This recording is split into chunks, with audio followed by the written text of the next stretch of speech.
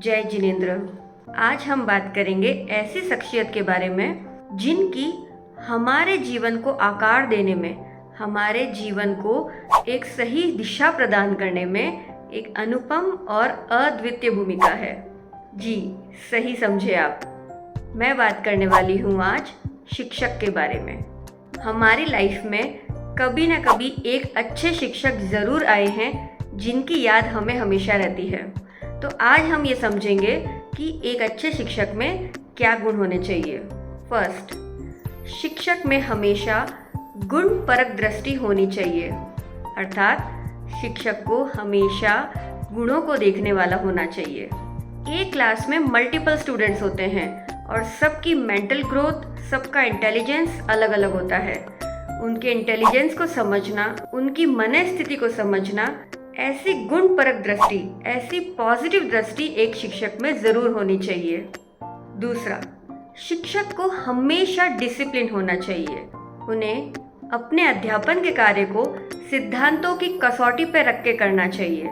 Discipline मतलब पाठशाला में टाइम से आना, बच्चों को प्रॉपर वे में बिठाना, अनुशासित तरीके से उनको सिखाना, उनको समझाना और समय सीमा पूरी होने तक अध्यापन कार्य को रुचिपूर्वक कराना।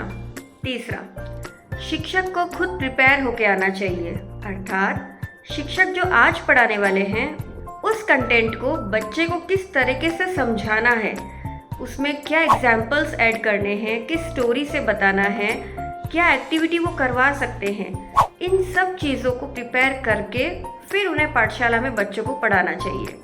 अगर हम एक्टिविटीज़ के माध्यम से, कहानियों के माध्यम से उन्हें कोई चीज़ समझाते हैं तो वे बहुत जल्दी उन्हें याद हो जाती है और उनका अटेंशन भी अपने ऊपर रहता है। इसलिए टीचर्स स्टूडेंट्स को होमवर्क तो ज़रूर दें और खुद भी होमवर्क कर आए। चौथा, डिस्कशन। टीचर को स्टूडेंट्स के साथ डिस्कशन जरूर करना चाहिए। जो भी आज टॉपिक सिखाया गया है उस विषय पर कम से कम 5 मिनट का एक ओपन सेशन रखना चाहिए और बच्चों को खुली छूट मिलनी चाहिए कि वे टीचर से कोई भी उस बारे में क्वेश्चन कर सकें। इस तरीके से टीचर को भी समझ में आता है कि बच्चों ने कितना सीखा है, सही सीखा है कि नहीं सीखा है और किस बच्चे की कितनी मेंटल कैपेबिलिटी है, किस बच्चे की कितनी इंटेलिजेंस है। ओपन सेशन से सब पता चलता है। पांचवा, नो नेगेटिव बिहेवियर। बच्चों के साथ कभी भी नेगेटिव ना बोलना है और ना ही करना है। मतलब ना बच्चों पे चिल्लाना है, ना डांटना है, ना उन्हें पनिश करना है, ना बच्चों को कंपेयर करना है। इस बच्चे को तो कितनी जल्दी याद हो जाता है और तुम्हें देखो, तुम्हें तो याद ही नहीं होता।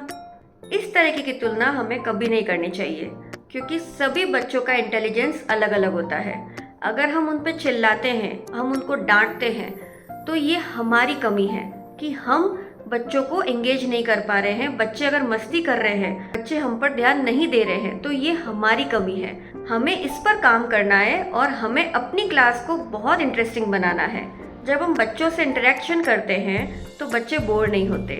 जब हम बच्चों को एक्टिविटीज़ कराते हैं तो बच्चे बोर नहीं होते। जितने समय तक पाठशाला चल रही उस पूरे समय तक बच्चों का ध्यान हमारी ओर ही होता है। तो जब बच्चे पूरी तरीके से अपने विषय पे एंगेज रहेंगे तो वो कैसे मस्ती करेंगे। हमें उनको वो समय ही नहीं देना है। और अगर किसी बच्चे ने ऐसी क्वेरी कर ली जो आपको नहीं आती है तो आपको उसका आंसर इसी तरीके से करना है कि मैं नेक्स्ट क्लास में पूछकर बताती हूँ। अगर हम कभी भी किसी क्वेश्चन का आंसर बिना जाने बता देते हैं या सिर्फ धारणाओं के माध्यम से बता देते हैं तो वह सही नहीं होता क्योंकि बच्चों का दिमाग कोरे कागज की तरह होता है। आज हम जो बताएंगे, आज हम जो सिखाएंगे वे उस कोरे कागज पर लिखा जाएगा और न जाने वो कब तक उस कागज पर रहेगा। इसलिए हमारा सिखाया हुआ हमेशा सटीक और आगम आधारित ही होना चाहिए। इसलिए हमें शंका का समाधान सटीक ही देना चाहिए। एक शिक्षक को सभी बच्चों को समान दृष्टि से देखना चाहिए। बच्चों की मेंटल स्टेटस पर या बच्चों के फाइनेंशियल स्टेटस पर या उनके बिहेवियर पर बच्चों को जज नहीं करना चाहिए।